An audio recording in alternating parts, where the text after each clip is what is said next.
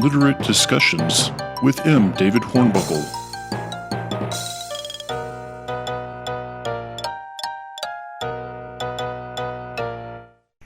Welcome to another episode of Literate Discussions. I'm M. David Hornbuckle, and today I'm talking to Jason Slatton, who teaches at the Alabama School of Fine Arts, and we're going to be talking about Raymond Carver and his short story, Cathedral. Welcome, Jason. Hey, thank you. Good to see you. Thanks for having me. Yeah, absolutely. Glad that you were able to get on Zoom today and talk about this story. So Raymond Carver, like a lot of younger people, my students and your students, may not have a concept of how important Raymond Carver was. Yeah. There was a time when creative writing programs were just churning out wannabe Raymond Carvers by the dozens. Absolutely. That was a thing, yeah. And his style of writing was called minimalism, although I think that's a terrible label for what it actually is. Yeah, I don't see that in his stuff.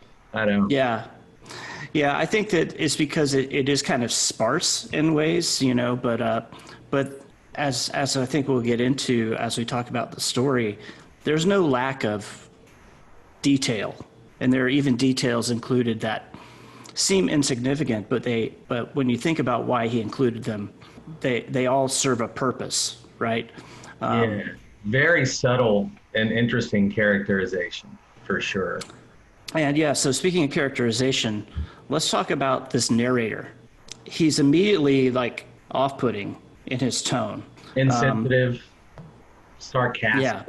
And, he never refers to his wife by her name. He just says, my wife. Yeah. He never refers to the blind man by his name. He just says, the blind man. Yeah. Just the very fact that he is really like not looking forward to this visit and the things that he says about it in the first paragraph or two make a reader who's reading this for the first time take a step back and say, wait a minute, am I supposed to like this character? Yeah. Am I supposed to care about this guy? Absolutely.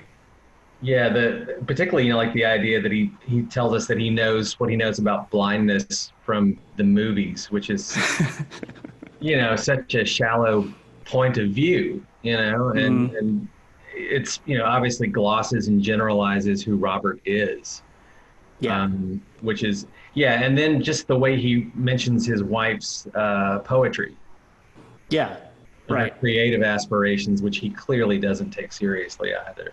One detail that struck me the last time I read this was there's a place where when he goes to get something to write on for them to draw their cathedral at the end of the story, he notices like some onion skin on the floor in the kitchen.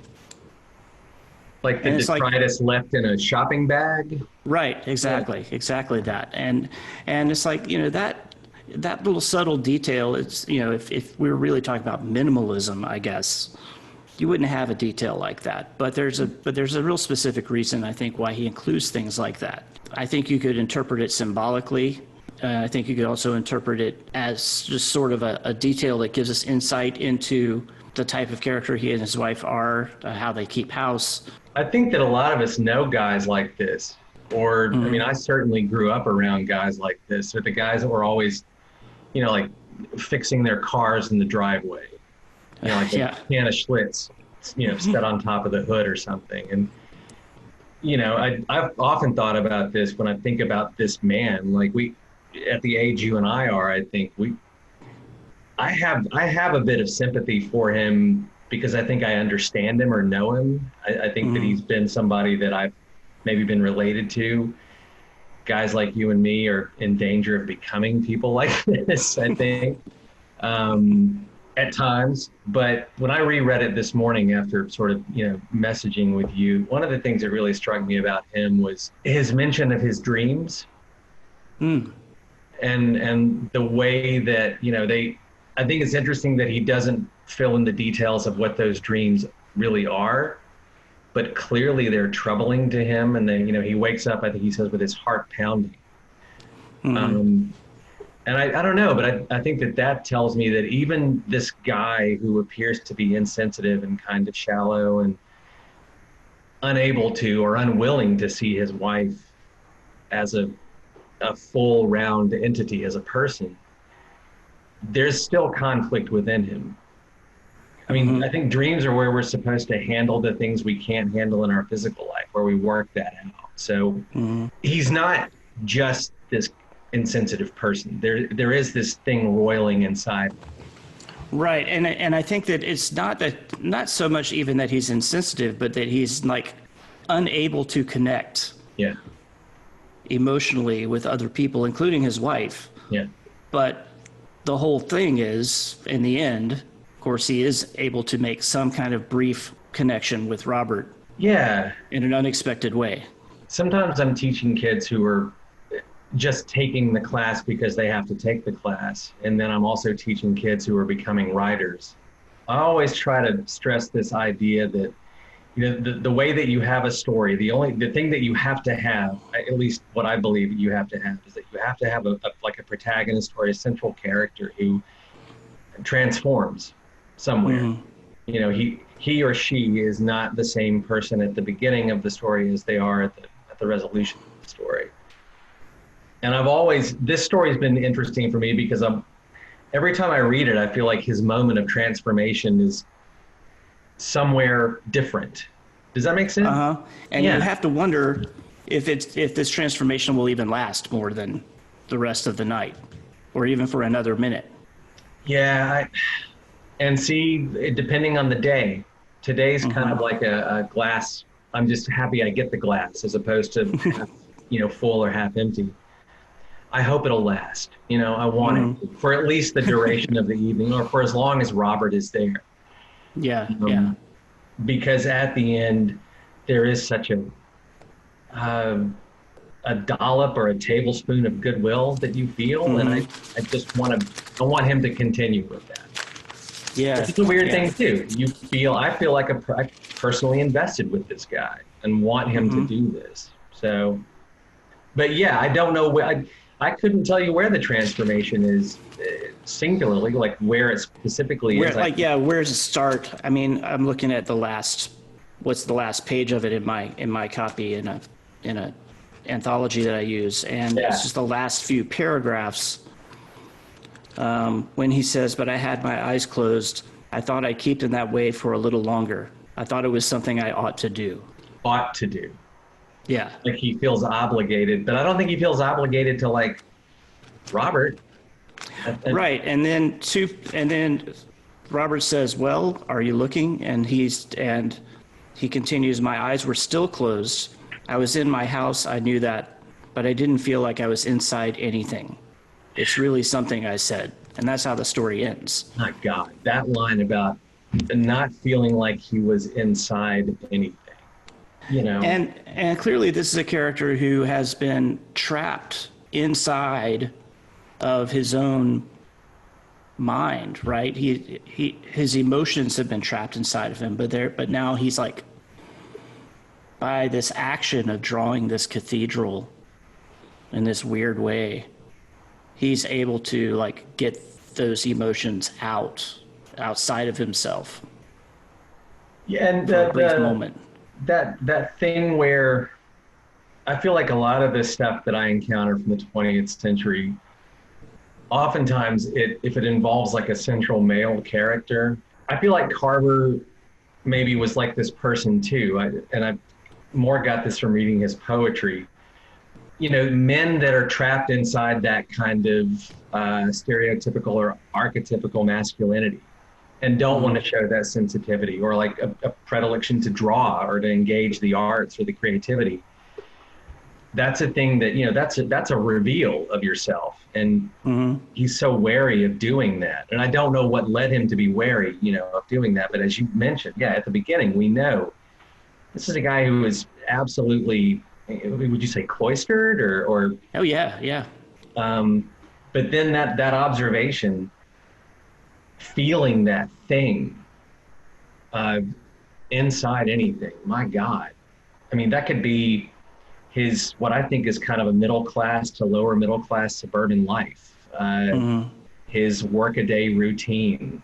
I don't know, but that tells me that he's transcending, like that he's coming out of himself. Yeah. it's a moment where I well up. Certainly, I'm not embarrassed to say that this story does that to me. I mean, it's no wonder that Carver became kind of the model for how to write short stories for a decade or two, back when we were in college, basically. I often wonder too, like if you know, if the narrative exists in the time of the publication of the story, which was what, like 82, 83. 83.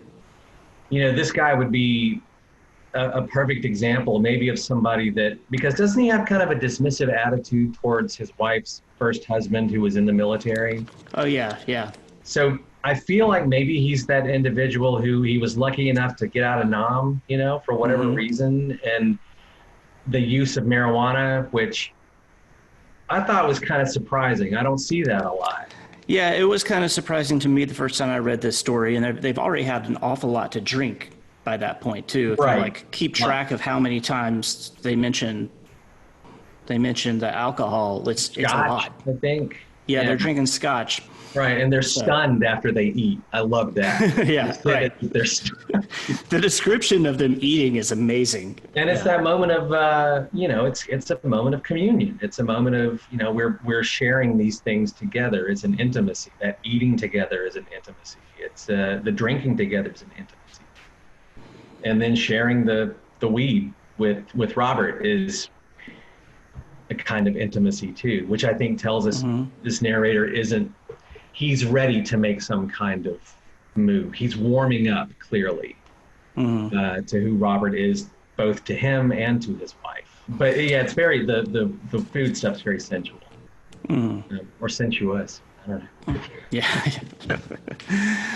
So what else, is there anything else that strikes you about the story that you always kind of come about thinking about? You know, honestly, yeah, I do really appreciate the way that Carver is able to capture things like conversational nuance that feels really natural. One moment that really struck me was at the beginning of the story when the narrator tells us, or says to his wife, you know, maybe I could take him bowling, which she sees as, you know, clearly kind of a jab. And as opposed to like answering that specifically, it's the way she turns and says, if you love me, you can do this for me. Like that's such a very natural relationship, you know, rhythm and conversation rhythm. And he's just able to do that in such a way that I feel like I'm kind of peering into their life as opposed to being presented a story, you know? Maybe it's the contemporary nature of the story that makes it feel a little bit more familiar to me. But again, the rhythms of language here are so natural. It's like Carver was recording someone's conversation and just, you know, kind of transcribing it verbatim. Something that he was really good at in all of his stories. Well, and I just appreciate the idea that, you know, you can read stories where the moment of epiphany or transcendence can come after a great journey across the sea, you know, or something more grandiose and big, and it's presented to us in a huge way. But I like the fact that Carver can show us that in something as simple as a suburban living room, you know, with, and I can kind of picture like the wood paneling on the walls, you know, or the kind of threadbare carpet. And I love that I think Carver's in some way trying to tell us, yeah, it can happen here too. You know, it doesn't just have to happen on a grand scale. And in fact, maybe more often it does happen in these intimate, small places. Sure, absolutely. I loved it. Yeah. Great. Yeah. Well, I think we've got enough information. So yeah, thanks for zooming with me today. Yeah, man. Be good. Thanks again. All right. Bye. Bye.